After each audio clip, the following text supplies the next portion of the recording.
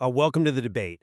If a stranger called you right now, like out of the blue, and asked for a donation, you'd probably just say no, right? Oh, absolutely. Click, hang up immediately. Exactly. I mean, we are so used to putting our guard up. But what if, right before asking for money, they simply asked, "Hi, how are you doing today?" It sounds, completely harmless. Just basic manners. Right. But according to this now famous 1990 study by psychologist Daniel J. Howard, this was published in the Journal of Applied Social Psychology, that one simple question actually makes you drastically more likely to hand over your cash. Yeah, it's wild. It's called the foot in the mouth effect. Howard's research basically shows that everyday pleasantries can, well, essentially be weaponized. Weaponized is a good word for it. And the study points out two main reasons why this happens. Honestly, the first one is the one that really gets under my skin. It's this idea that the exact moment you answer the question and say, "I'm good," you've unknowingly trapped yourself. Like you've made a psychological commitment. And I'll be arguing that this internal commitment is really the engine driving the whole effect. Well, I come at it from a different way. I don't think it's about the specific words you say or some deep internal consistency at all. I'll be arguing that it's the ritual of the exchange itself. By answering that greeting, you establish this tiny social bond. And the social friction of breaking that bond is what actually drives the compliance. Okay, so let's unpack that commitment idea first, because it is fascinating once you really look under the hood. Go for it.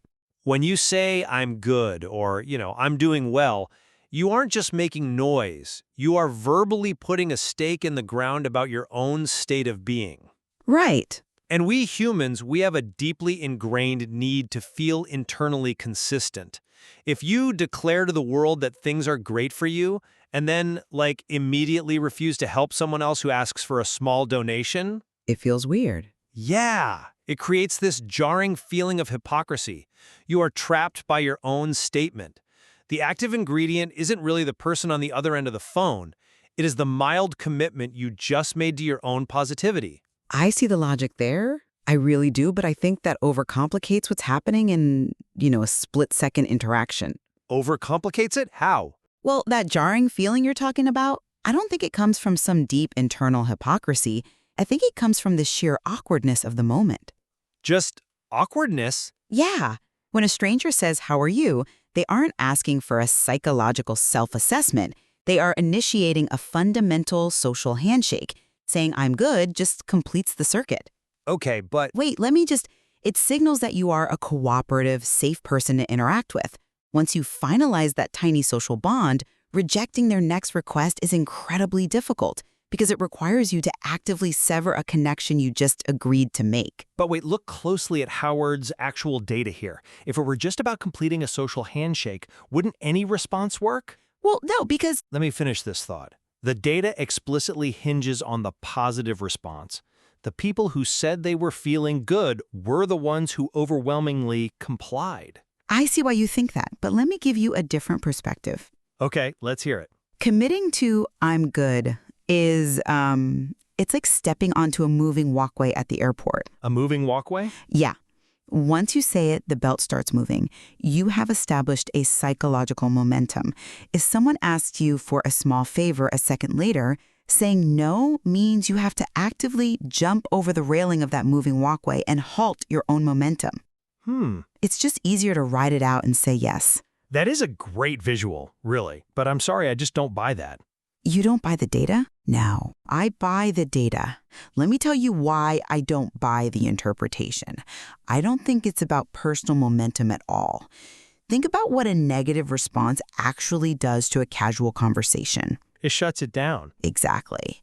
If a cashier says, "How are you?" and you say, "I'm having a terrible day, everything is awful," you just broke the social script. It creates immediate awkwardness rather than connection. Sure, but So the positive response is absolutely necessary, yes, but only because it's the expected completion of that cooperative ritual.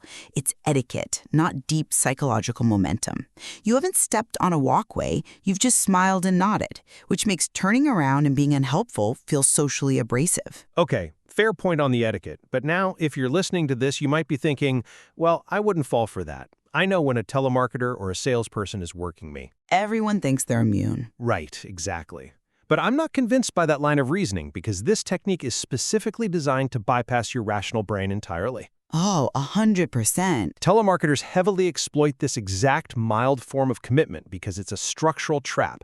They aren't hoping you want to be polite. They are logically cornering you. Logically cornering you? Yes, the unspoken logic is you just admitted you are doing fine, therefore you have the capacity to help others. They literally take your own words and use them against your wallet.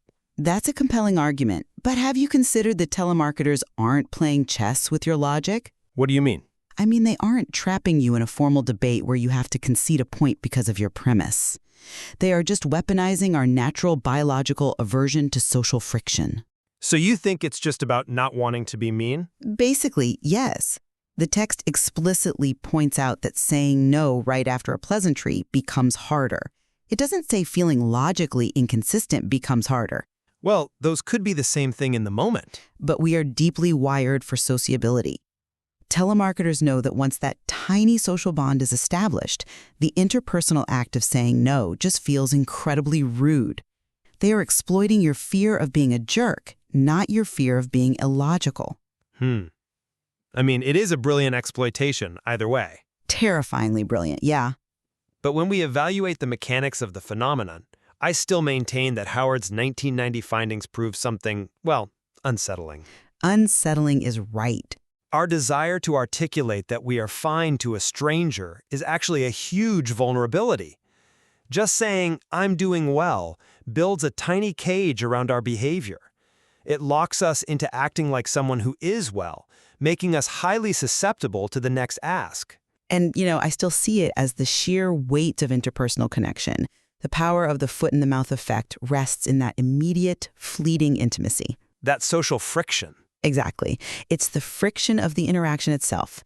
Rejecting someone right after sharing a human pleasantry is uncomfortable, and manipulators rely entirely on you wanting to avoid that social discomfort. Well, whether it's because we're terrified of being hypocrites or simply terrified of being rude, I think we both agree that Daniel J. Howard's research holds up a mirror to a pretty profound vulnerability in human interaction. Oh, absolutely. It is wild to realize that everyday pleasantries are actively and deliberately engineered against us in sales and marketing. It really is.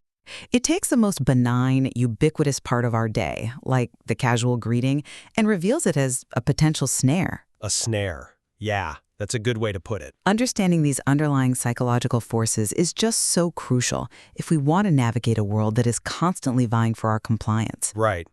We don't always need to look for the high-pressure tactics or the grand schemes to spot manipulation. Sometimes it's just a hello. Exactly. Sometimes the trap is set with a simple smile. So the next time someone asks, "How are you?" think twice before answering. It might just be the first step in getting you to say yes.